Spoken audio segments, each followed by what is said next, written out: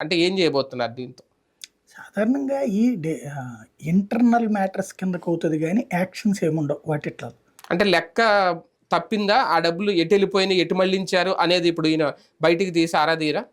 అడుగుతారు, సమాధానం చెప్తారు వాళ్ళు, ఈ డిపార్ట్మెంట్కి వెళ్ళి అన్నట్టు. ఇప్పుడు ఇందులో సింపుల్ లాజిక్ ఏంటంటే, రోజు చెత్త తీసుకెళ్తున్నారు కదా ఇంటి దగ్గర నుంచి. అవును. స్వచ్ఛాంధ్ర కార్పొరేషన్ అంటే అదే. ఈ వెహికల్స్, అవును, చెత్త తీసుకెళ్లేవి, ఆ చెత్తని ప్రాసెసింగ్ చేసేది, ఎట్లాంటి. ఇందులో ఆ చెత్త చివరి ప్రాసెసింగ్ కి సంబంధించి కూడా మధ్యలో 2 ప్లాంట్లు ఏవో కూడా ప్లాన్ చేశారు కదా. ఇది ఇళ్ళ దగ్గర నుంచి చెత్త తీసుకెళ్లి దానికి బదులుగా ఏదో ఇస్తారని, అవి కూడా జరిగినాయి కదా. కానీ చెత్త ఆధారిత ప్రాజెక్టులు ఏవి కూడా సక్సెస్ అయిన పాపాన పోలా ఈ రోజు వరకు. ఎవరికి వాళ్ళు స్టార్టింగ్ బాగా చూపెడతారు.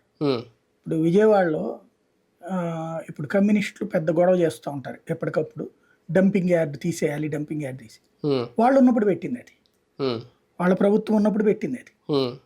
పెట్టినప్పుడు ఏంటంటే అక్కడ పిల్లెట్స్ తయారు చేసే పరిశ్రమ, మేమందరం కూడా కవర్ చేస్తున్న వాళ్ళం అప్పుడు, కేబుల్లో ఉన్నాం నేను. పిల్లెట్లు తయారు చేసే పరిశ్రమ, చెత్తని తగలబెట్టేసేసి దాన్ని ఏంటంటే దాంట్లో ఇదంతా తీసేస్తారు మిషన్స్ ద్వారా. మన దాన్ని ఏమంటారు, ప్లాస్టిక్ కంటెంట్ అంతా తీసేసి మిగతా అదంతా తగలబెట్టేస్తారు. దాంతో వచ్చేటటువంటి బూడిదతో